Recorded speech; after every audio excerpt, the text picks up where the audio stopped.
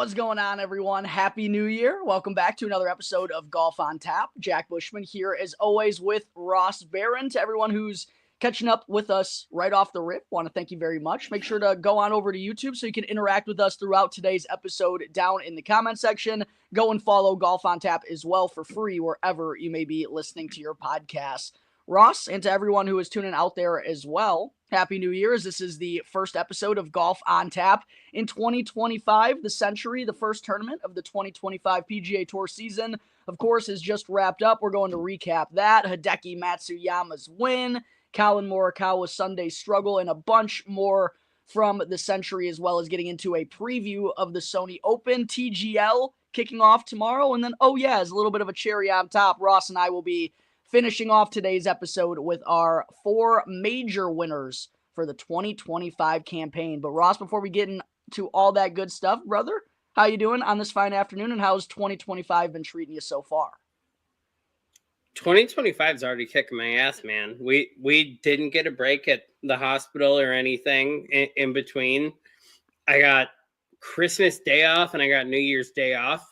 Just been running like normal. But I'm glad that we got the golf back. It's just a shame for, again, in 2025, they don't show the golf.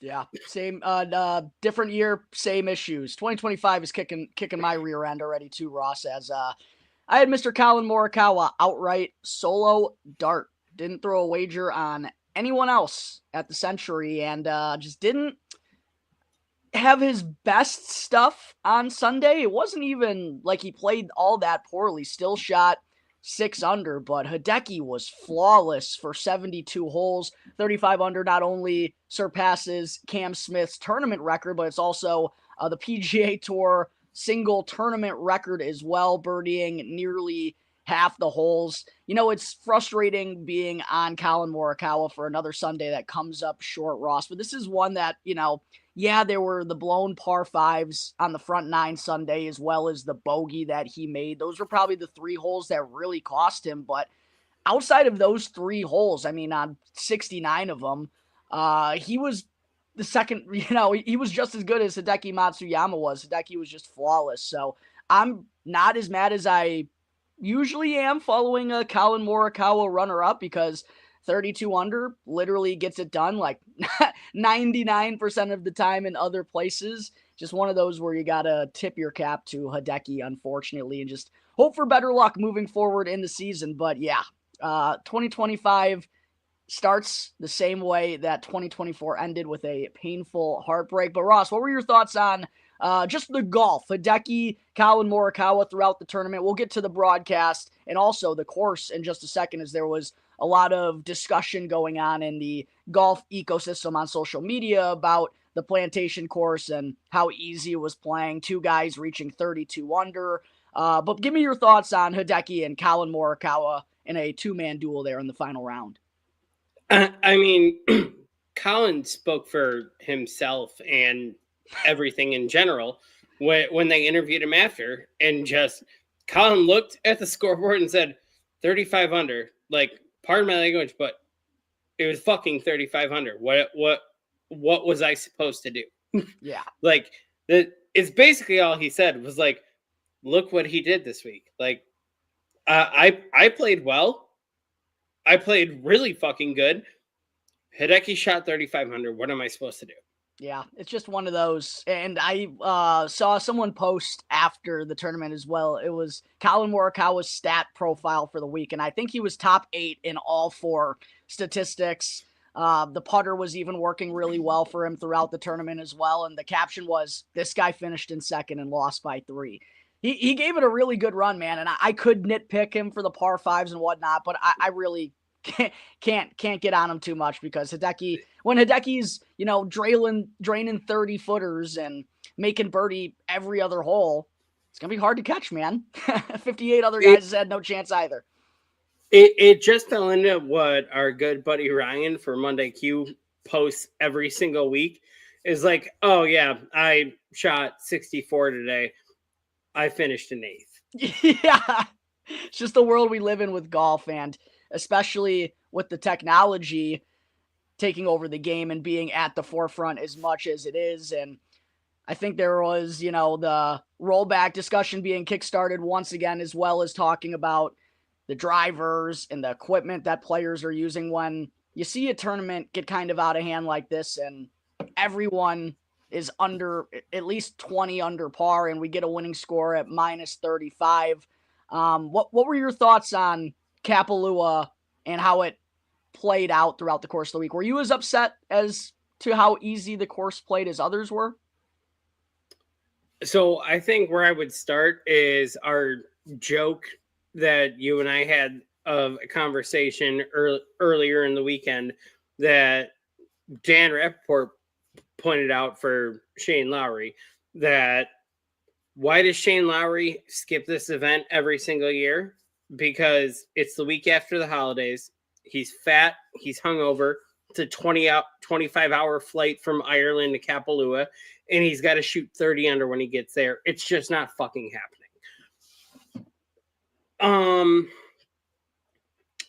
The way I guess I would sum it up is they were very crucial. I don't know if you noticed in some of the coverage about like Kapalua made some changes to the course, and it got as simple as like they removed a tree on a hole, and that tree used to take away a line of sight where guys had to go left because they could not see their landing point the way the tree was positioned. Well, they knocked that down, and now the guys have the wide open right fairway, and ideally on that hole you want to land on the right side because it's going to catch the hill and roll another 70 80 yards after it catches the hill. But it's just stupid little adjustments like that where like you lost 80 yards on a hole because you needed to be left of this tree. You had to get around that tree. Well, that tree's no longer fucking there. You can just play it wherever the fuck you want, set it up, and easy little chip in. As long as you can hit a golf shot like all these people can, you're gonna get up and down, probably get out of here with a birdie easy. So I do think it probably needs to be reevaluated. This course historically has always produced low scores. I don't know if I'm willing to say it needs a renovation or anything like that yet. Maybe another year or two of this, they probably have to reevaluate the layout of this course in general. But I think for how the tour kicks the season off here, something ridiculously low scoring can be fun. It's just like Hideki shooting 35 under. What the fuck is that? It's too much. That's the too much. That's where I have an issue with it. Like if we're talking the mid 20s, whatever, like, oh, the winner today shot 30 under. Second place was 27 because they had an incredible final round. To kick off the season, that's fine. I can get behind that. It's setting new tour low scoring records on a tournament. We're in week 1, guys. Like, don't make it a fucking cakewalk. Yeah, I'm actually, so I think there are a couple of changes that need to be made, but I'm not really overly frustrated that this tournament plays so simple for the guys because it is the first week of the season, and it is, I think people forget that it's used as a reward to the players who finished inside the top 50 and reached the BMW Championship. And not only is an easy golf course a reward, and that being a signature event a reward as well, but I know Kapalua is widely considered to be the nicest stay on the PGA Tour schedule, so it's also a reward for players and their families to even get to go there. I think that kind of gets forgotten about, which is understandable in a viewer's perspective. Those aren't really things that people normally care about. One thing that has to absolutely happen is the 5th has to be changed to a par 4. That can potentially shave 3-4 strokes off of a winning score right there, because you are literally handing players birdies on that hole. Some guys are able to stick it in 20 feet and make eagle putts there very easily. That's one that absolutely has to be changed. And I think if you were to maybe bring up the rough a little bit more, or at least just make it so on a couple of holes, there's at least a punishment. There's not enough punishment. You have to miss so wayward at Kapalua in order to truly get punished. There just needs to be a couple more holes, one or two even, where there is a little bit of punishment, in my opinion, because personally, I'm okay with seeing like 27 to 30 under being the winning score here when, again, it is supposed to be a reward for the players to start off their year for performing well the season prior. It's when we get to the 35, 34. We've now done that in 2 of the last 3 years. I want to say we've reached 34 under. That's where it starts to become a little bit of a problem to me. And someone like Sung Jae Im, who I believe finished at minus 29, he didn't even have a sniff in the golf tournament. That's where I think it gets a little bit ridiculous. But I'm not like going to cause a stink over Kapalua like some people were, because again, I in my mind, it's easy to remember that it's a reward for the players and it's a week about the players. I know a lot of people probably have been jonesing for golf season to start up, and it's not exactly the most exciting or climatic golf course to watch, especially finishing, because it felt like Collin Morikawa didn't really have a chance to chase down Hideki Matsuyama because, again, there was no real way for Hideki to get in trouble. The only way was like going out of bounds like Wyndham did on 14 on Saturday. You literally have to drive at OB to get in real trouble at Kapalua. That's my only gripe about it, but at the end of the day, I'm okay with this tournament being kind of what it is, but to me, it's a bigger just a reminder, I think, how much technology has changed the game in these last couple of years. Just like how far, how fast moving the development of this game has gone. Like, it feels like it happened. Do you know what I'm saying, Ross? Like, I feel like it happened real quick and everyone's been able to kind of take advantage of the equipment rather quickly. And like I said, we've seen those two scores, Cam Smith at minus 34, Hideki at minus 35 here in 2 of the last 3 years. I think with this happening this weekend, it was just a reminder that there really is an issue with the equipment and guys just aren't being penalized enough for hitting bad shots because they still are able to get away with it. Well, I mean, it's exactly like I already said. The equipment advances are a huge thing, but it's also some of the changes that they made. Like the one hole I was talking about, they literally spent 15 minutes talking about it between different groups going through that there was a tree here. And the way that tree played is it was in your flight path. You had to go left and go around. But that's the risky shot, because if you don't hit the right cut or draw, depending on what side you're sitting on, you are not going to get around it. You're not going to get the speed slot, right? So you got to go left on this hole no matter what. Well, they took that out. They just took it out. There is no replacement. There is no risk, reward, anything. It's just, oh, now I can hit it right down the right side. There is no more interference.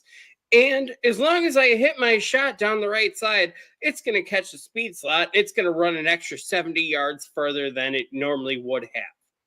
Yeah, that lack of dynamic ability to play a hole, I think is a huge problem with the PGA Tour nowadays as well. And I also want to bring that up later on when we get into TGL in the preview, because I felt like that was kind of an issue that they had in designing the holes, is there just wasn't enough creativity involved in. I really feel like that's what TGL should be about, but I don't want to bury the lead on that. It's what we've already talked about even last year. Yeah. Back and forth, that some of these tournaments, some of these courses, they've moved the tee boxes up, they've moved boundaries, they've moved markers, obstructions out of the way, and they let the players do whatever they want in their drops. in all encompassing of that is there are 3 or 4 players in the world that can hit that fucking shot, right? Yeah. Well, you just made it for the entire field of 130 guys can now hit that shot. No. Stop that shit. Show me which 3 or 4 fucking guys on Sunday can hit that shot and get that extra stroke on that hole. That's why we watch the golf. And speaking of watching the golf, Ross, we were unable to watch the golf as the leaders teed off on Saturday and Sunday once again. The classic, loop-de-loop of having to jump around from, at least for me, Peacock to CBS to Golf Channel. We tune in when the leaders are on hole 5 on Sunday. And oh yeah, what happens, Ross? We miss Hideki's hole-out eagle on the 3rd, and we miss Taylor Pendrith making a hole-out albatross at the 5th. What is that? That is peak PGA Tour for you golf fans. Never changes, man. It never changes. And oh yeah, by the way, instead of having Collin Morikawa and Hideki Matsuyama be the featured group on ESPN+, let's go have Wyndham Clark and Justin Thomas, who are a whopping 18 strokes back of the lead. Yeah, I'm sure lots of people want to be tuning into that. What are we doing here, man? What are we doing here? So, for everyone that follows our content, Saturday, I went on a gripe of just, oh, wow, we're going to do this channel till now, and now we're going to do this channel until, but we're also going to take a 1-hour break. We'll catch you on NBC in an hour. As the lead group is about to go off. That was Saturday. I went off and I bitched and I moaned, because that's part of our job, that we're going to pick this shit up when they're on hole 5.5. That this is the lead group. This is what people stick around to watch. We're going to pick them up 5.5 in. Got it. Guess when they picked it up? Exactly 5.5 in. They were both on their second shot on the on the short par 5 when they picked up the lead group. And then Sunday happened. Taylor Pendrith albatross, Hideki Matsuyama eagle. What was that on TV? What, the lead group again? What was that their broadcast? What we're all tuning in for? No, it was not. But go ahead. Sorry. But if you wanted to, you could watch Justin Thomas and Wyndham Clark putt out for par on 18 shots back of the lead. Yeah, absolutely ridiculous. Oh, thank God though they had that potato or toaster set up at the par 5 5th hole to record that Taylor Pendrith albatross. With it was literally, I'd seen better camera quality back in 2005. I mean, what is going on here? How? And they have to understand what a blunder it is to miss the shot of the tournament. They literally missed Hideki's shot of the tournament. Kickstarts the Sunday round. That was flawless for him. The hole out shot. And Ross, you know it's going to be one of those shots that in future centuries, they're going to flash back to and be like, and remember when Hideki Matsuyama jarred it for eagle from 108 yards out at the 3rd, and they're going to act like it was live and it was sick and everyone went crazy. You know that's how exactly they're going to do it. Like, you missed the moment of the tournament. So this actually just sets up perfect for a segue to the conversation I had a couple weeks with now our very good friend, Red Harrington, at what does Liv do really well? They show the golf. They have their own system. They have the access where if something happens, even if they're on another hole, another group, whatever, they had a camera on it. They can go back. They can show you in the moment or a few moments after, right? There's no surprise that Fox came and picked them up this year because they had the infrastructure that is there. The PGA Tour don't give a shit about that. The PGA Tour, in the middle of the leaders about to teeing off, goes, we'll see you in an hour. Oh, and we're going to bring on the CEO while the leaders are, duking it out and they're in the middle of the shot. We're going to have a 5-minute rant from the CEO, which, yeah, listen, they're providing a great message or doing great things for the community and whatnot, just read the room. Read the room. Don't play that on the back nine on Sunday. And the happy hour with Smiley. Like, they just are so bad at knowing what we want. We don't want happy hour with Smiley. It's okay. Listen, sometimes it's cool getting an inside look at players and their personality and their mindsets and whatnot, but that's not what we want jammed down our throats. And it's not the player caddy conversations like the PGA Tour has been throwing out on social media contents. It's the golf. We are watching the sport for the golf. Show us the golf. I've been screaming this for 2022, since 2022, and I'm sure there are PGA Tour fans who have been watching the sport much longer than I have that have been yelling this frustrations. It's ridiculous, dude. And the thing is, like, what they do with Smiley, all that stuff, there is a place for that, right? Yes. That place is Thursday and Friday. Yeah, thank you. That place is Thursday and Friday. At like 1 or 2 o'clock. Yes. The in between, like, yeah, Thursday and Friday when we're approaching cut day, cut line, whatever. Like, yeah, for sure. Give me happy hour with Smiley. Let me, honestly, at that point, that's when I would prefer to see someone like Max Homa, Jordan Spieth, Justin Thomas that may or may not be like hovering around the line that if I get in the line sits where it's at, yeah, I actually do kind of am interested in that conversation of how do I approach my weekend if I make it through right now because the line is not set. Or what do I need to do to improve on my weekend? I don't need that bullshit on Saturday and Sunday. And that's not a shot out. That's not a shot at Smiley. No. Because I think Smiley does awesome coverage. I love his show. I listen to his show daily in between us doing stuff. But like there is a place and a time, and it's that Thursday, Friday, like today didn't go well for me, or you know what, I'm gonna cross my fingers and hope I make it to the weekend. I think I can have a big weekend. I figured some shit out. That's the conversation then in that moment that I want to hear, right? I don't need to hear Saturday, Sunday, whatever, that Max Homa is fucking 12 shots off the lead, but he feels like he's coming around on his game and maybe next week. And that's, again, not even a shot at Max Homa, but like, I don't need that bullshit because you're not going to get the top dogs in the fight at that time. No. Right? No. Just, I want to hear give me the cut line on Friday afternoon with Smiley. Give me the Thursday when the no name or someone like Luke Clanton is in the field, and Luke Clanton just ended up firing off 8 under in the first round. And how's that feel, Luke? You know, you're trying to make your name. All right, yeah, I want to hear that conversation.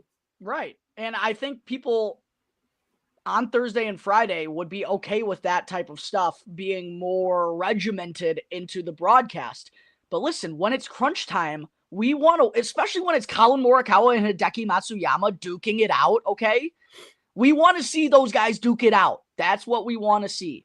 So how do they not understand this? How do they not have someone telling them these hard truths that these are the things? You know, I'm not comparing the PGA Tour to the NFL, but I promise you the NFL isn't getting its ratings from shoving commercials down your throat 24/7. It's because they put on their product. PGA Tour, just put on your product. Or we know you have the power for these alternate streams. Make an ESPN Plus stream with Smiley's Happy Hour if that's what you want to do so badly.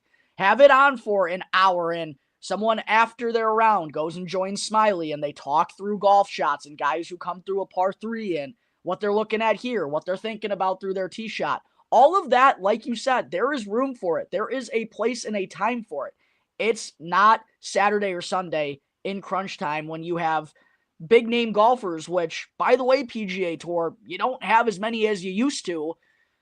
You want to focus on those guys, and I don't know how they don't understand that's not priority number one here. Like, even the shit with, like, Fat Perez and everything. Oh, like, my God. That interview killed me. Like, that all has a place, though. Like, YouTube golf, everything that has a place, but that is like a Thursday first round bullshit thing where, you know what? I'm all for on Thursday, Fat Perez being the celebrity correspondent walking on the course. And again, not just obviously we're very high on him, but like someone like Luke Clanton fires off an incredible round. Like, give me Fat Perez with Luke Clanton for 2 minutes, giggling the whole time. Like, how you feeling? How you feeling? How was that? What are your goals for this upcoming year? Bob Does Sports, Robbie Berger, like throw him on a mic on a Thursday, end of the round, first round, whatever, that Collin Morikawa just shot fucking 8 under in round 1 and has the outright lead. Give me Robbie Berger fucking just doing a quick interview. Like, how'd that feel? Right? Like, that's fun. But we're in round 1. When we move to 3 and 4 and it's actual business, I don't want the bullshit. I want the golf. I want you to show me the golf. And if you so happen to miss a shot, I'm going to bitch and moan. It's the way it is. I don't think it's that hard. You can do the side by side shit. Show me the shots though.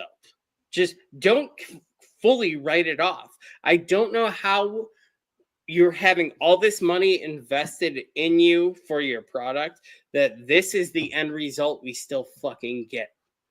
Yeah, and the thing too that I think about is, you know, what is possible for the PGA Tour, because we see them put on a good product at the Players Championship and at the Masters. And listen, I'm not sitting here, even though I know it is feasibly possible, I'm not sitting here asking the PGA Tour to go and do this for the Sony Opens or the Mexico Opens of the world, the John Deere Classics. Not to throw any shade there, but we know where they are on the PGA Tour schedule, right? But for big weeks like this, where you think you're going to have a sizable audience, if they're thinking how they want to have these player interviews and go about things with Smiley and whatnot, if you want to do that, then do it. Make it an alternate broadcast, though. We've seen for majors in the Players Championship, the guys from No Laying Up come on and they go on a stream for an hour or 2. We know these things are possible. The PGA Tour just doesn't want to do them for more than 1 to 2 weeks, and they make it at the expense of their fans on a weekly basis. That's the frustrating part about it, is we know these things are capable of being done in other ways, but they ignore them and they just choose to go about business like it's normal. But see, there is like an alternate reality where, like, I don't want these type of things for the Masters or the U.S. Open, anything. I want you to show me. Yeah, exactly. I want you to just show me the fucking golf. That is why I'm here. But I also don't need it, like you said, in a John Deere or a Wyndham, whatever. This is actually a perfect tournament for you to fucking kick this off. Yes. And do it Thursday, Friday. We're going to make it fun and interactive and everything. And there's going to be these guest commentators and hosts and whatever. But when we get to Saturday, Sunday, show the golf. But this is a very big, it's a signature event. It's a big tournament. You use that. I don't want that in a major. In a major, I want you to focus on your major coverage. But for a big one of the 8 signature events, this was a perfect time for you to do the Fat Perez as a guest commentator, interviewer, whatever. They fucked it all up. They fucked it all up. It's that simple. They fucked it all up. As they always do. The thanks Fat, though, at the end of that interview was one of the funniest things I've ever seen. I forget who it was conducting the interview with Fat Perez. But at the end, he just goes, "Thanks a lot, Fat." And I'm like, that is one of the funniest things I've ever heard. I'm sure FP has gotten addressed a lot of interesting ways. That one was absolutely hilarious, though. That one got me cracking up. My buddy's still sending me Instagram reels about that. So good. It reminds me of when Wesley was like 2 years old and he walked in the bathroom as I was like getting dressed out of the shower and he just goes, "Ha ha, fat." You're like, well, damn. What else can I do? And you got I've me. only put on like 30 more pounds since then, but even at that time, just humbled. Fat. Oh my gosh. That's brutal. Any other thoughts though from the Sentry? Do want to make sure to mention Hideki Matsuyama in the top 5 of the official world golf ranking for the first time since 2018. It's been a pretty crazy last year for Hideki, right? Going in, winning at Riviera in the manner that he did, winning the FedEx St. Jude, having a run at the Olympics, and then starting off the year with a win at the Sentry. Whenever people just aren't talking about Hideki, didn't have the best course history here in the past. I swear he always comes through and takes down a big one, man. But any other thoughts that we didn't get to from the Sentry before we move on to Sony, Ross? My only thought, and this is me trying to be polite, that Hideki deserving getting back in world top 5, be the way he's played. Do you see who's number 8 or 9 on the list still? Buddy, I wanted to have this conversation with you. The official world golf ranking, it's officially gotten sad. It's officially gotten sad. I was looking at it today, and I'm not even like, it's not that Hideki being at number 5. I think Hideki is deserving of being at number 5, but like, and I'm the biggest stan of this guy. Keegan Bradley at number 12 is bonkers. Robert McIntyre's number 14. Billy Horschel's number 15. What is this official world golf ranking? There is no depth on the PGA Tour. Okay, but here's the big one. One of these players is number 7 in the world. One of these players is number 8. Victor Hovland and Wyndham Clark. Who is what? I know Wyndham's 7 and Victor's 8. I'm looking at it right now. How the fuck is that possible? What makes you wait? I'm confused. What's frustrating about that? That Wyndham's ahead of Victor, or that Victor's still at 8, or that Wyndham's at 7? Okay, so yes, both of them are in the top 10. There's a lot to be frustrated about with this official world golf ranking. Wyndham won the U.S. Open, right? Wyndham won the U.S. Open. Yeah. But what did Victor do in that same season? Won every fucking thing possible that was not a major. Yeah. So if there's one person that should be in the top 10 there, it's Victor. I don't see how, and I love Wyndham. I love Wyndham as a person, as a player, everything. That resume does not add up for him to be sitting there at world number 7 right now.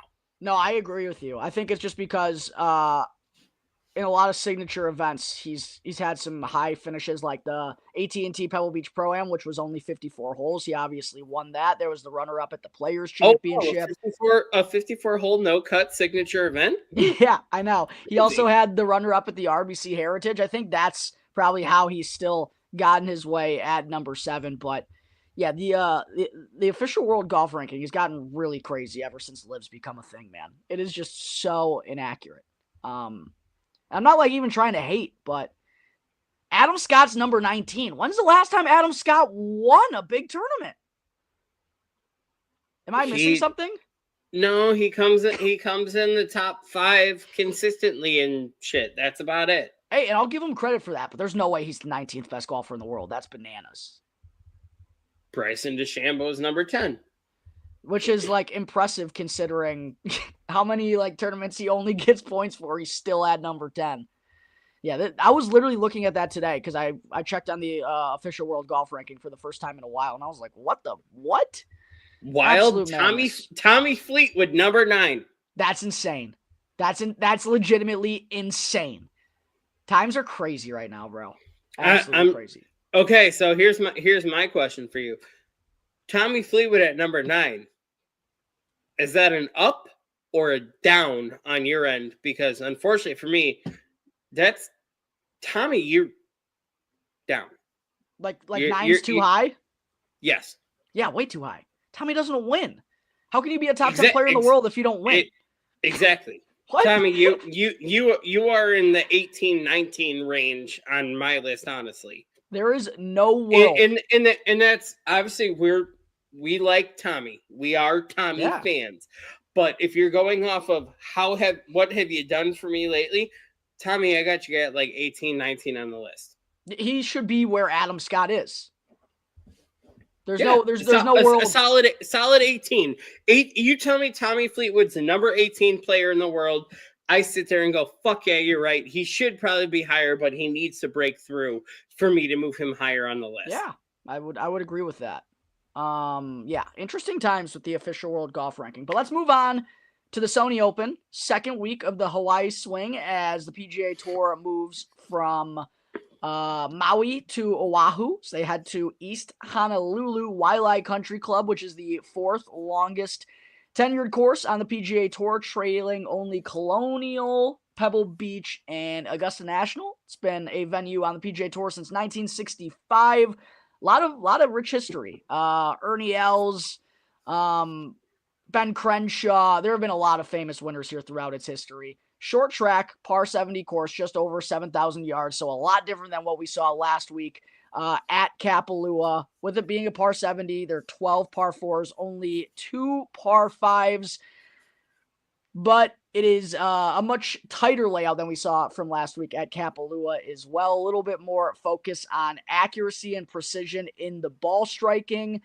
Focusing on proximity from 125 to 175 because most of those par 4s, I think 9 of them are inside 440 yards, Ross. So a lot of guys are going to be hitting wedges into these greens. 3 of the 4 par 3s are shorter than 200 yards, so not the longest par 3s in the world either. Not a surprise that 6 of the past 10 winners here have reached 20 under. Interestingly enough, though, one thing I do want to be sure to mention is it does look like the wind and weather could be a little interesting. The weather, particularly on Tuesday and Wednesday, so it could be some soft conditions to kick things off. I did see, though, during the weekend, the wind is supposed to be gusting into the 20s and maybe even up to 30 miles an hour on Sunday, so maybe a little bit more focus on bogey avoidance and driving accuracy than even normal, just because those are some things that could come into play over the weekend. But obviously, it's still only Monday. A lot of things can transpire throughout the rest of the week. I made 3 clicks this morning in terms of the betting board, but Ross, I do want to turn it. You made 3 clicks already. I will turn it over to you in a second, but just as far as running through the field real quick, at least the notables in the field this week, Hideki, hopefully he doesn't ruin my hopes and dreams once again. He is back, as I believe this is where he made his first PGA Tour start as a 16-year-old, and there's a long-standing relationship between the Japanese Tour and the Sony Open. There's always been a path for a lot of Japanese professional golfers to come over and play in this event, so no surprise, Hideki's here. Corey Connors, Tom Kim, Russell Henley, and Keegan Bradley, I would say, are probably the big 5 at the top. Ross, you get to any of these 5 to kick off your betting card this week? So 2025, new year, new me. I normally offer for I just no, he's gone. He's gone. He's become Tommy Fleetwood for me. That until he breaks through, bye. So for me, new year, new me. I'm just gonna go with what I'm feeling, and I have 3 picks in. They all fall within the 20 to 35 range, but I just feel the way these early season tournaments set up is we're not going to get a Nick Dunlap like last year at Amex, right? I think you're going to get cold cut right down the middle. It's going to be one towards the top of the board. but I'm straying from the actual top of the board and I'm moving to that mid tier. My first pick was I did put in Russell Henley at 20-1. Yeah, I understand it. Has a real good history, not only here, but just on these types of setups, shorter positional golf courses where you favor accuracy over distance. And I think a lot of people could easily forget the type of year that Russell Henley just had, where I think he finished inside the top 10 in 3 of the 4 major championships, might have even finished inside the top 20 in all of them. It was a heck of the year for Russell Henley. Russell Henley had a career year and no one paid attention that Russell Henley had a career year. Yeah, no, I don't hate that whatsoever. I think that's a fair number for Russell Henley. Moving on a little bit further down the board at 25, came so close last year. The vibes are so fucking high for him right now. And I have circled him as I think he's winning 2 events this year outright by himself because of the vibes. At 25-1, I do have Keegan Bradley. I understand. I do think Keegan is going to win again before the Ryder Cup.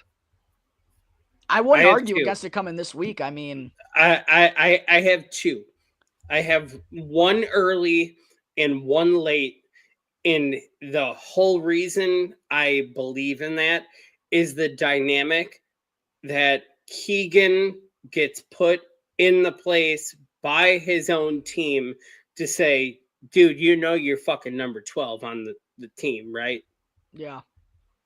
Like, just his vibes for how serious he takes all this, for the rebirth and the bounce back he's had since his initial snub. I feel like that all just makes sense. And I know we're throwing words out into the universe and speaking it into existence. It just feels like that type of vibe, just with, Keegan making the President's Cup everything this year. It feels like that type of vibe for him with the Ryder Cup that, hey, I know we need to fill spot number 12. Everyone, the 11 other guys on the team want you to be number 12. I always have FOMO, of course, with Keegs. I don't know if I can get there on him at 25-1. Because if I do go to the top of the board, I haven't made a decision on the top of the board yet. Again, still Monday. But out of these big 5, we'll call them, Hideki, Connors, Tom Kim, Henley, and Bradley, I'd probably lean towards Russell Henley over Keegan personally. And I definitely wouldn't have room for both of them. But I definitely do not hate the Keegan pick as a big Keegan stan myself. Who caps off your card? Are you closing it at 3, or are these just all you have right now? I'm closed at 3 for now. I may late, like Wednesday night, add a 4th further down the board as I do more analysis. But I do think our winner is coming from the top of the board, so I'm just gonna limit it to that right now. I do have Taylor Pendrith at 35. Yeah, Pendrith was someone I definitely thought about. The number was a little shorter than I would have liked, but I think his game fits really well here. And one thing I did want to bring up about Wiley also, total driving. So it is a short positional golf course where accuracy trumps distance, but with the fairway rough, one thing that I don't think a lot of people have talked about with this course is in the last 2 years, I believe, they've grown the fairway rough up a little bit to 3.5 inches. And that's just caused things to be a little bit tighter the rest of the way. Greens and regulation, while they're still easy to hit on this course, if you do miss the fairway, it's made it a little bit tougher. And then in theory, scrambling is a little bit more frequent on this course as well. I do feel like having a total driving game like Taylor Pendrith does, someone who hits it far and accurate, could really have an advantage on this course. And Keegan Bradley, good total driver of the golf ball. That's what he's known for. Was also in a playoff with Ben On last year at 28-1, someone we haven't mentioned. And he led the entire field in driving distance. And that's, again, certainly not a prerequisite you think about on a short golf course like this. You don't think about you have to be long or even that it would favor someone who is long. That proof, Grayson Murray, even rest in peace to Grayson Murray, of course, as well.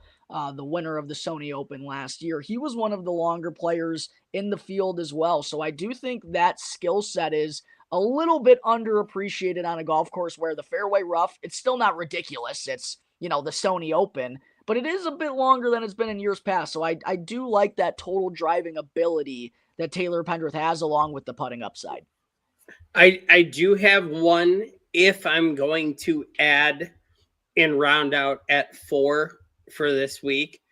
Ironically, you would not think a course in Kentucky would fit a course in Hawaii.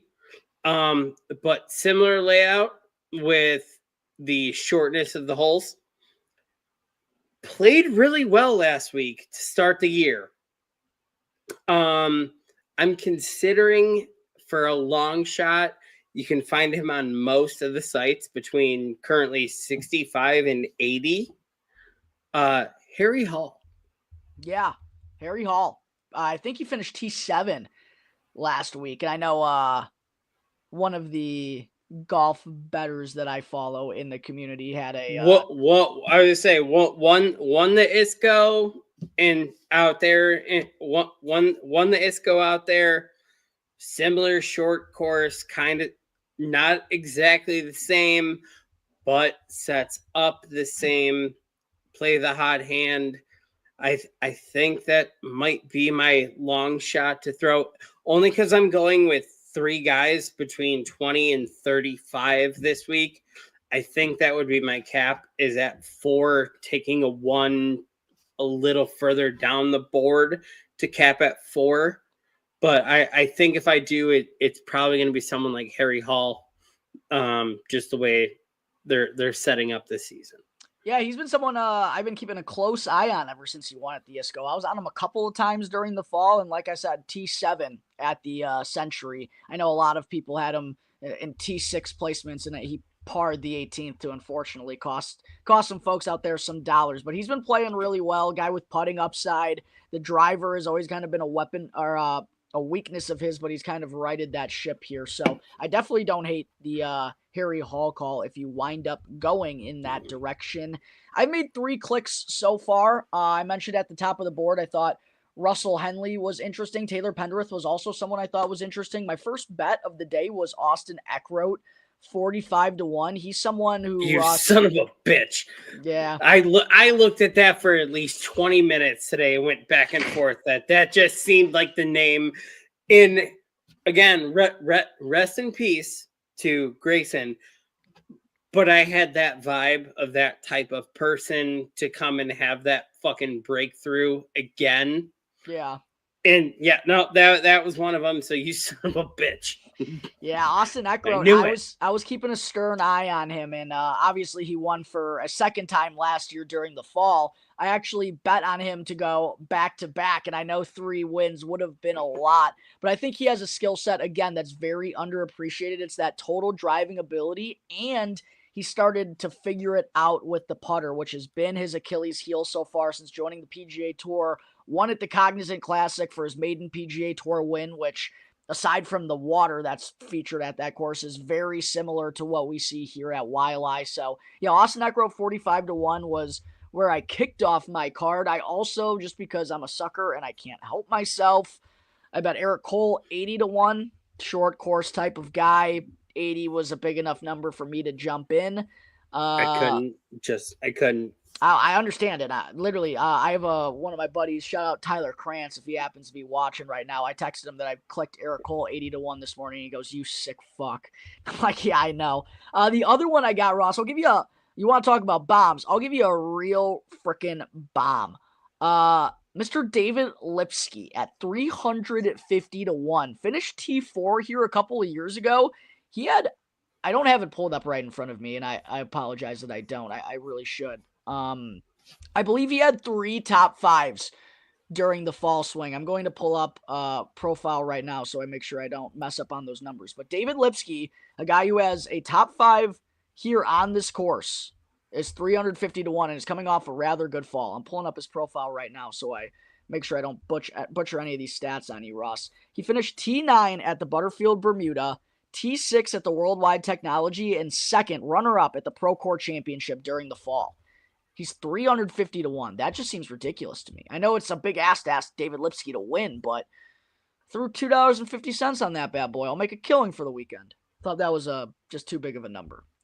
Honestly, that gives me Matteo Monacero vibes. Yeah, that Matteo Monacero. I know he didn't come through, but that Scottish Open weekend was great. And shout out to our good friend Uncle Tweeth, because again, Matteo Monacero's caddy may be the most handsome man in existence. I'm excited to see Matteo. Oh, dude, yeah, that Scottish Open was awesome. Never forget the golf tips checker. I was the only one 400 to 1 with Matteo Monacero. I'm like, Ross rode that with me. I'm proud of the fellas over here at Golf on Tap. But for the Sony Open, obviously, like I said earlier, it's still Monday. I will be having my bets article coming out tomorrow. I think I'm going to be having a show with Joey Ricotta this week. Hopefully our first of 2025. I know he's unfortunately a little bit under the weather, but definitely stay tuned for final picks for the Sony Open. Hopefully things go better on Sunday than it did for Collin Morikawa against Hideki Matsuyama. Ross, next thing we got to get to, TGL kicks off tomorrow, baby. New York Golf Club, of course, is going to be part of the opener, as it will be Matt Fitzpatrick, Ricky Fowler, and Xander Schauffele from New York Golf Club. Cam Young got on the bench. I was gonna say, hey Jack, who'd they sit? Because that's the reason that I picked this one, is because they're smart. They did the right call, you think? Yeah. So absolutely.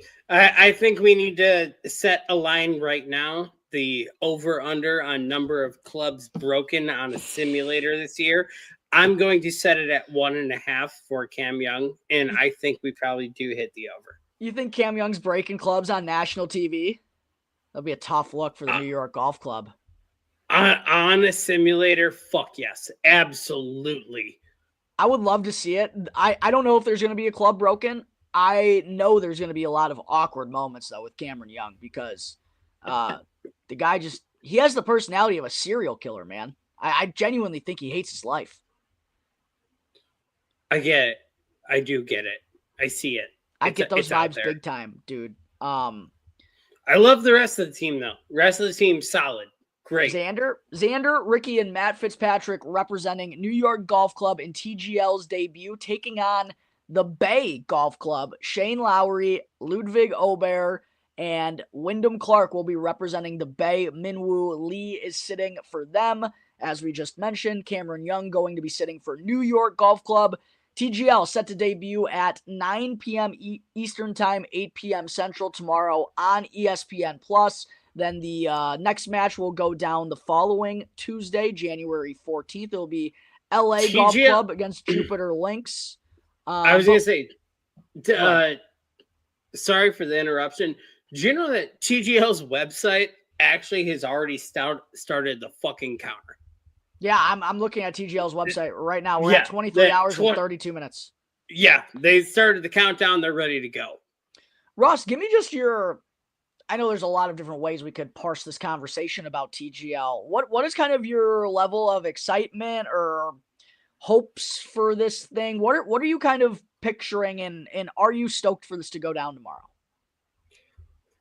You know, all I'm seeing is a new opportunity at a new golf league that rivals the PGA Tour that I think is going to get people really excited and draw people in and expand the game. It's not like that's ever happened before, and I think people are really excited for this. Oh yeah. Yeah.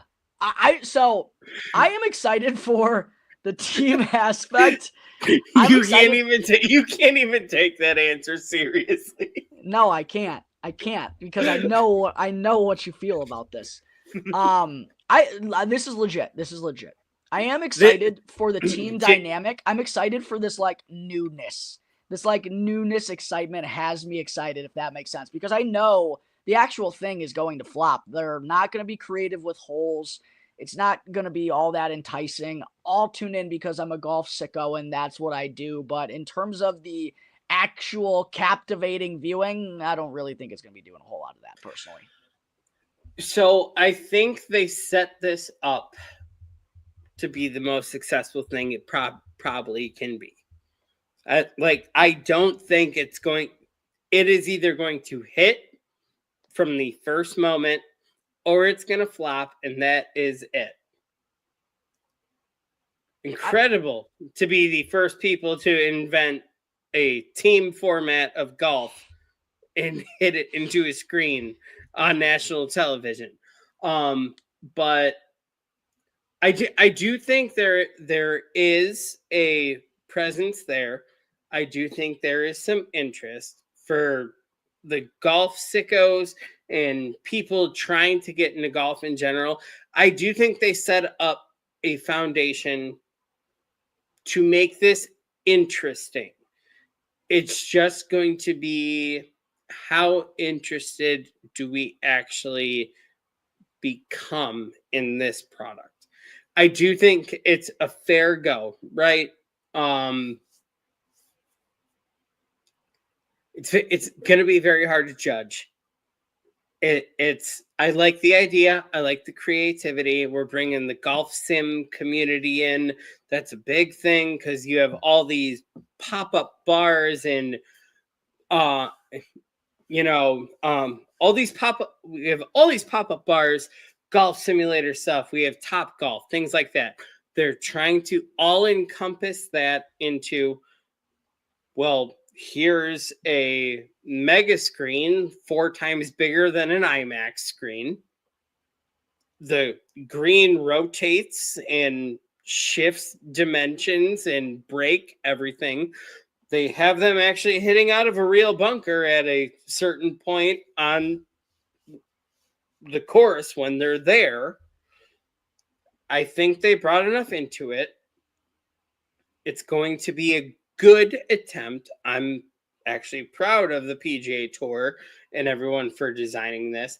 It's just, is this going to be something we can buy into? It's going to be the product. It's going to be the show. Is it the show that you're hoping for? Because if it's the show I'm hoping for with what they do, I think it's going to be fun. I do think it'll be interactive. You'll see a different side of these world-class players we don't always get to see. They'll joke around and literally hear the moment, I guess, similar to Rory and Scotty at the showdown with Brooks and Bryson, where Rory and Scotty are dicking around the cart and laughing about all this stuff. I think if we get that, we're on the right track. I think if we just get someone like Cam Young absolutely duffing one in another tournament and being like, well, that fucking sucked, maybe dead. Yeah, I think I'm really curious to see what type of adjustments the PGA Tour is going to make throughout this whole process. Because I'll tell you what, anytime anything kind of new is started, it always gets off to a rough beginning, right? A podcast, a business, a new job. There's always that tough first start. A new sports league, I'm sure, is going to be the same, not only just with like kind of the flow of everything, but exactly how the broadcast handles everything. You know what I mean? They need to find their natural flow and how to go about things and become what a now PGA Tour broadcast, I guess you would say, how it kind of goes about things. You need to figure out those nuances. So I know there's going to be troubles tomorrow in those first couple of days. I don't know exactly what they're going to be, but I'm sure there's going to be some awkwardness in the delivery and the timing or whatnot. But I'll tell you what, if the PGA Tour adjusts on the fly and makes some of these changes and actually puts their best foot forward and tries to make this thing a good product, I think they can make it a good product. Where it will go wrong, Ross, is if they treat it like the freaking PGA Tour that we see week in and week out. If they think just what they do is okay and that's going to be good enough because it's out there and they don't care to actually give us, the fans, what we want to see. That will be the mistake of TGL, is if they don't make any changes, if they don't make any adjustments, if they don't kind of invert some new things to the broadcast, if there is another season, or just kind of find that correct flow. They need to make a desire to actually make this a product that people want to see, and they clearly don't do that with their normal PGA Tour tournament. So that's where I have concern.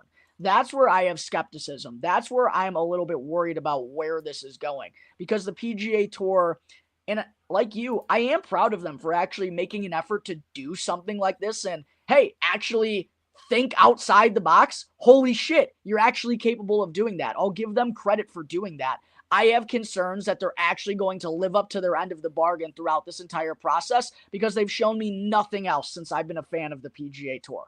They've never acted in the fans' best interest, and if they want this thing to succeed, then they truly need to listen to their fans and do what's best for their viewers and their fans. Will they take in that feedback? We'll find out. So here's the one thing I think they crushed right out of the gate, right away.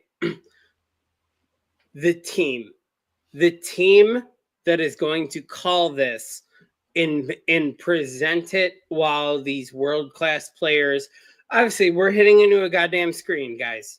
Well, let's not get too beyond what the product is, right?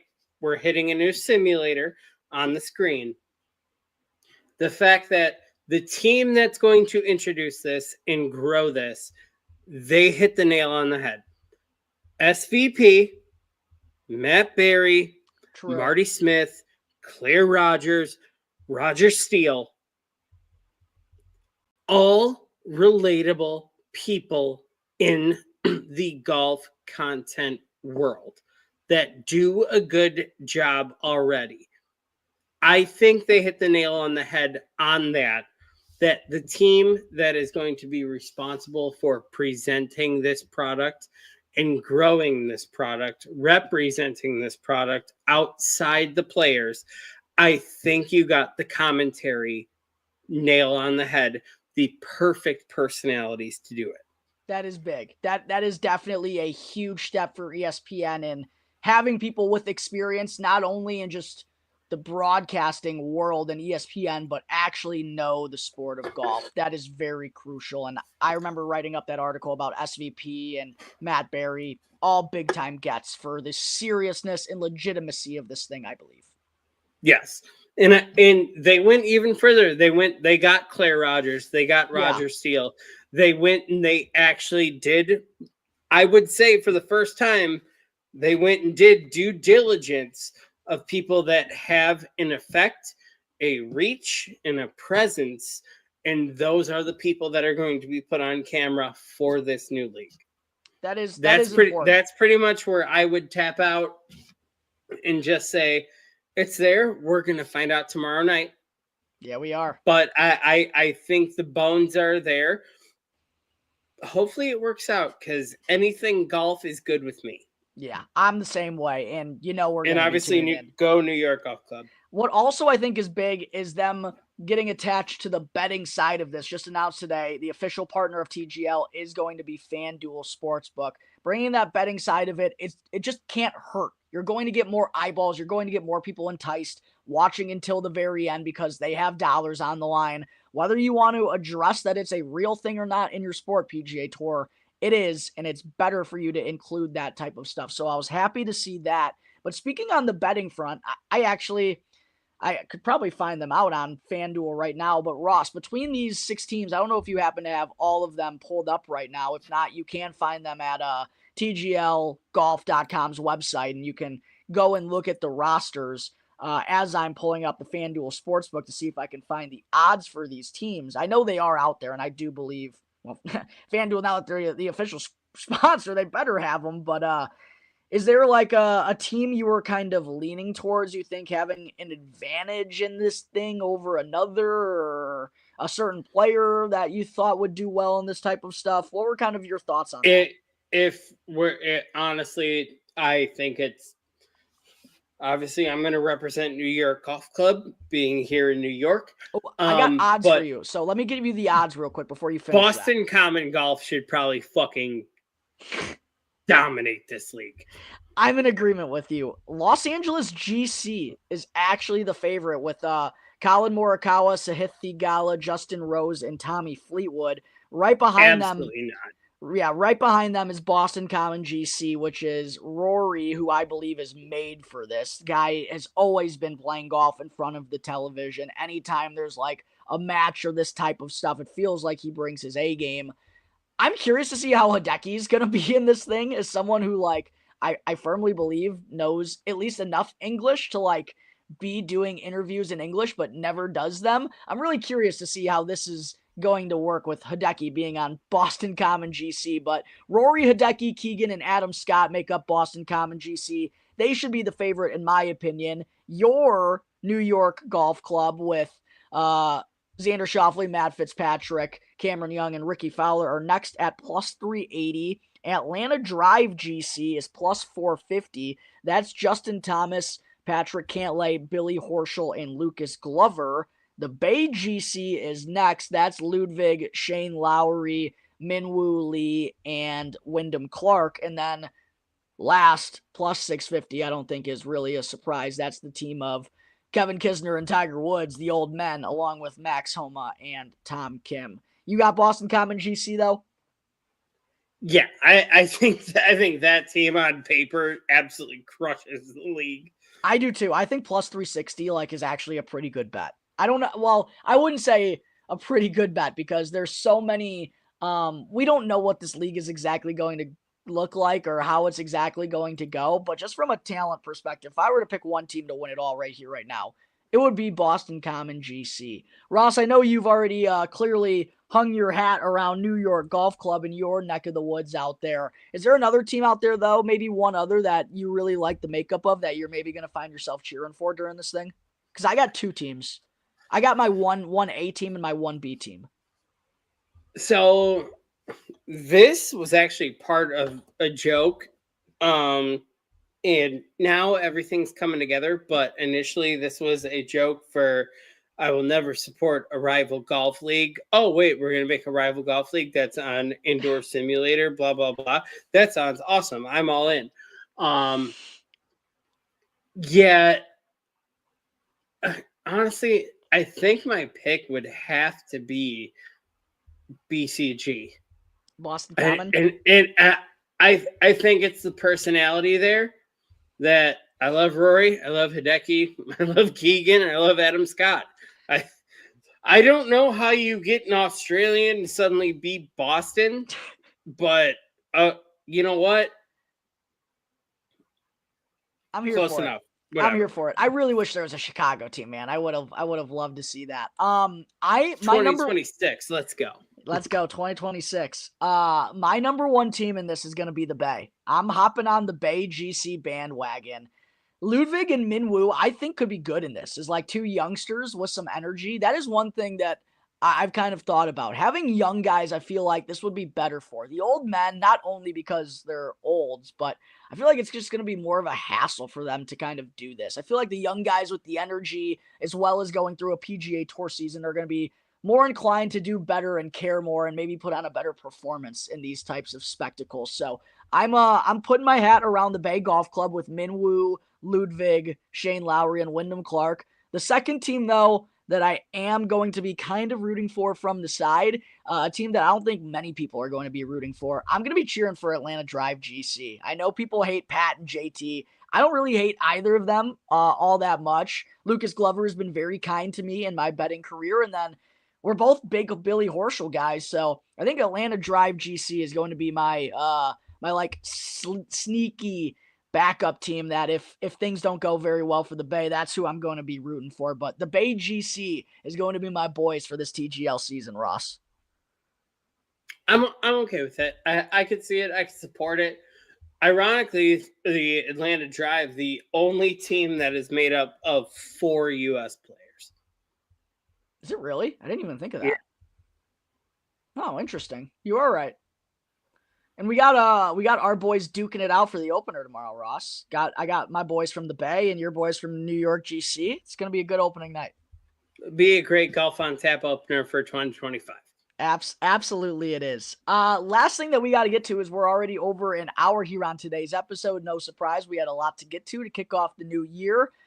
We're finishing things off, Ross, with our 4 major winner predictions for the 2025 season. It'll be fun to look back at these throughout the course of the year, and just kind of follow up on them throughout the majors and whatnot. It'll be fun to take a look back and see how our predictions went, as they always are.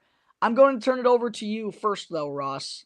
You want to go? So you want to go back and forth? You say your Masters, I say my Masters, or you want to go all four? I go my four. All right. I think that's perfect. Who you got winning the Masters? Start us off, my friend.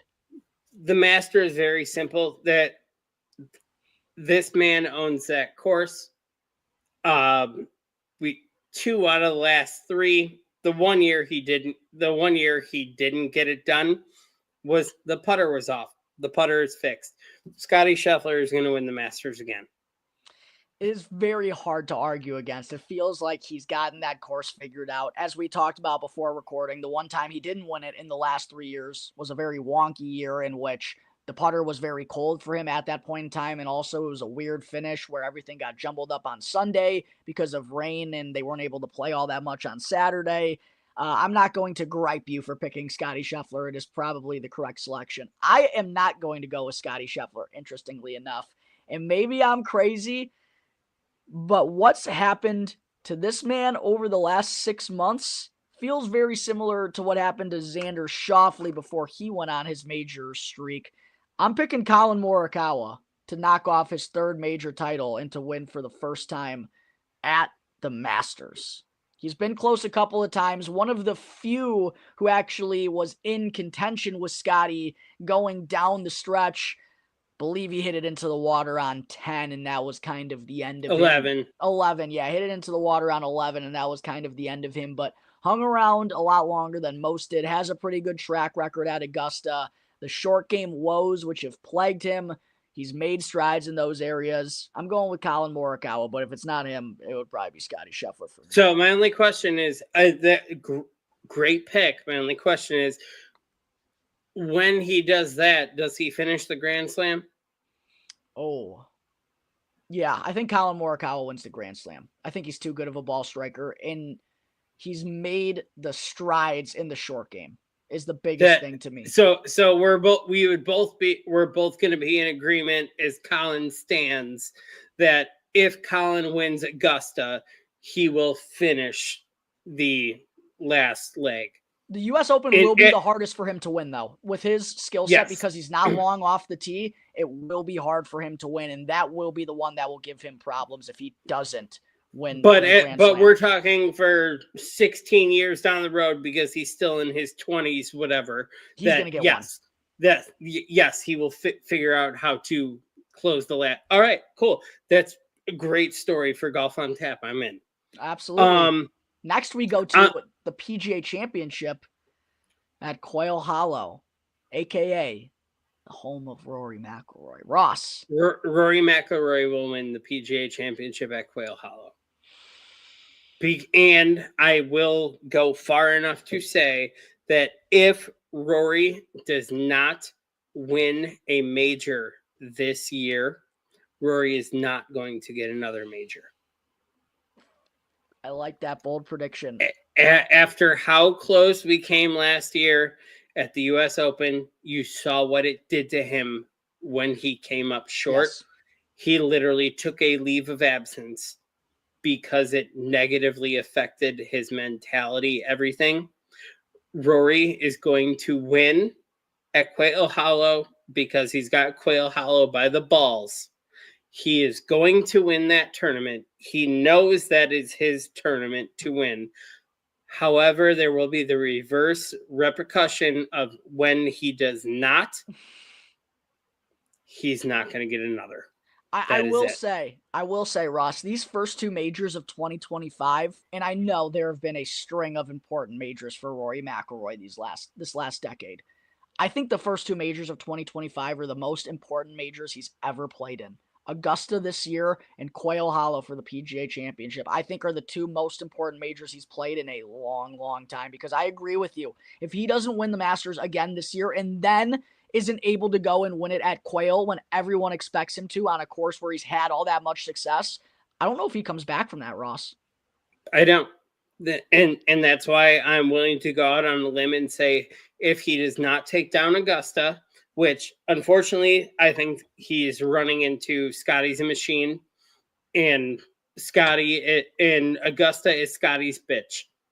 Just Scotty knows how to play there. Scotty knows how to be the boogeyman and come from 3 back on Sunday at Augusta and win with confidence. I think this is going to fall to Rory just needs to win a goddamn major somewhere, somehow. And I think this is where it falls. And if Rory does not win at Quail Hollow in 2025, Rory is not going to go get another major. That is going to be close the book. It's over mentally, the mental fortitude, everything it takes to go through. I think it's the backbreaker. And guess what? We're all human. We all have anxiety and all these other mental health issues. I just think that if he does not get that tournament specifically, if he does not win Augusta and then he goes to Quail Hollow and he doesn't finish Quail Hollow and take that down, that is Rory will win a million other PGA Tour events. Rory will keep winning. Rory will not take another major down. That is it. Close the book. For me, for the PGA Championship, I was a little cheeky here. I did put down Rory McIlroy, but I also put down another one. In case it's not Rory McIlroy, you know what a story this would be, Ross. If it's not Rory McIlroy, how crazy would it be if Brooks Koepka won at Quail Hollow to just add another major, give him another one over Rory McIlroy at the place Rory was supposed to win his next one? I know Brooks, he's kind of got that Brooks had an off year. That's it. Yeah, he had an off year, but I know he's got that Michael Jordan style sickness where he'll take little things and he'll make it the chip on his shoulder. And I feel like that's one of those type of situations where, everyone just thinks Rory's going to win at Quail Hollow. Yeah, I'm going to go win this fucking thing. So if it's not Rory, I have Brooks taking down his 4th PGA championship at Quail Hollow. What do you got for the U.S. Open, which is going to be a good one this year? So the U.S. Open, well, we're going to preview this one. I'm in the middle of decorating my office studio. It'll be set up sometime next week. U.S. Open. Oakmont, baby. Got this awesome Oakmont everything.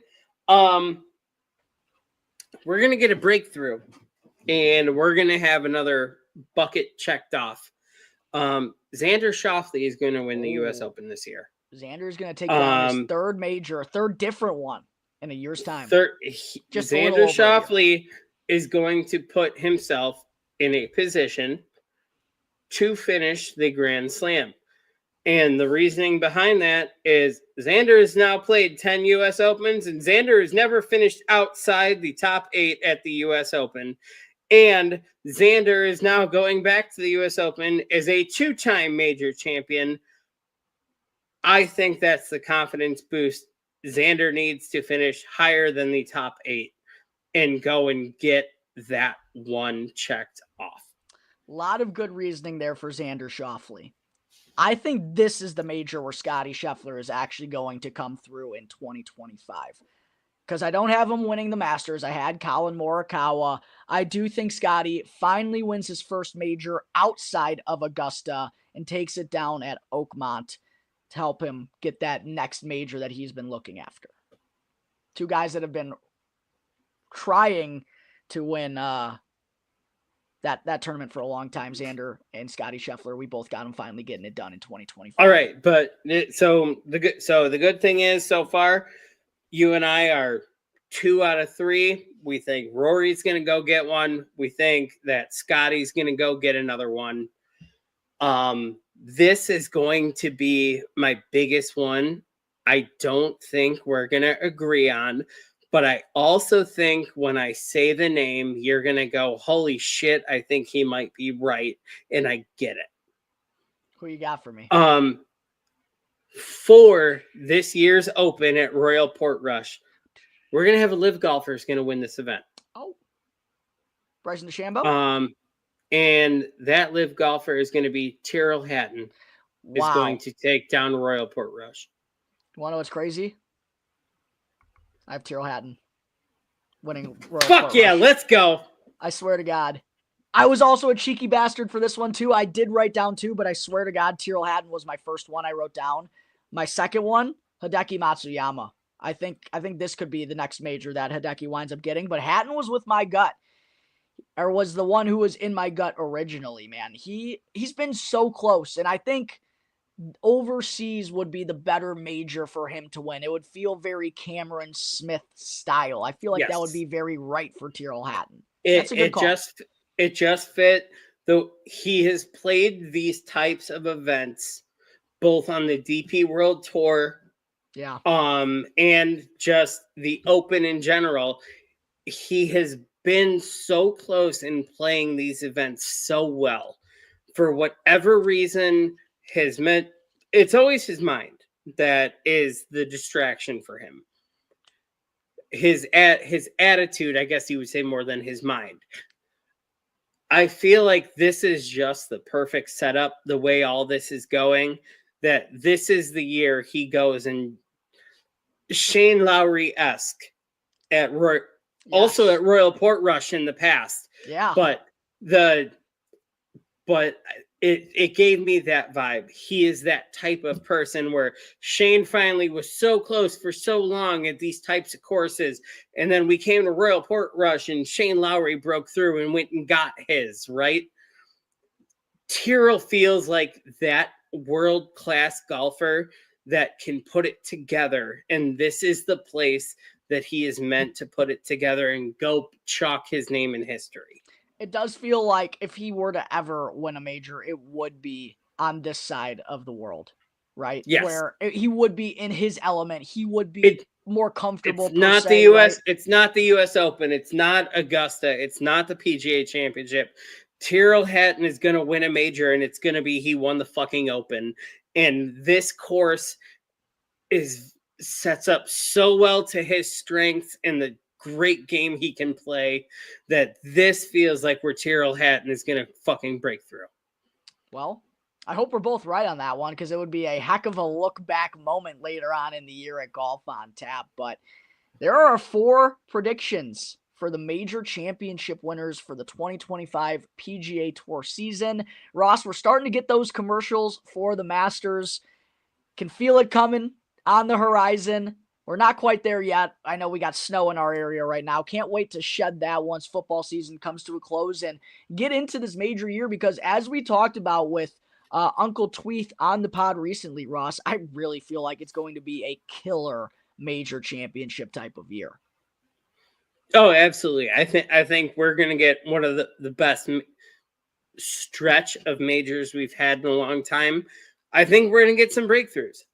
Honestly, if we get 50% of the stories that you and I just talked about, awesome for the game of golf. Yeah, it'll be a damn good year. Whether Scotty adds on, whether Xander adds on, whether Rory breaks through, does Tyrrell break through? Yeah, there's a lot of guys too. Or does Brooks just drop his nuts on the table and say, well, hey, I got number 5 or number 6, whatever. Yeah, does Brooks say, don't forget about me? There's so many guys trying to break through that bubble and get their name etched in, and I'm very, very excited to see how it's all going to play out. So I think that's going to wrap up this beefy episode of Golf on Tap, as we're almost at an hour and a half. Just wanted to say thank you to everyone who tuned in with us from start to finish. And again, a quick reminder to go and follow Golf on Tap for free wherever you may listen to your podcast, Apple Podcasts, Spotify. You can check us out there. Also, go and subscribe to On Tap Sportsnet on YouTube as well. That would be a huge appreciation. Help us grow the show. Help us get more outreach. 2025 season, of course, has officially arrived. We're trying to grow this puppy, so would greatly appreciate everything you all can do to help us out on that front. Appreciate everyone who tuned in. Ross, appreciate you taking the time tonight, brother. Fun episode to kick off the new year. TGL tomorrow. Ross's New York Golf Club versus my boys from the Bay, apparently. We'll see how it's going to go, Ross. We'll be talking about it. Oh, yeah. It's a big-time rivalry coming on ESPN. We'll be talking about time ever. We'll be talking about that and everything that goes down at the Sony Open on next week's edition of Golf on Tap. Until then, everyone, crack 'em, lock 'em, have a good rest of your day, and we'll see you next time.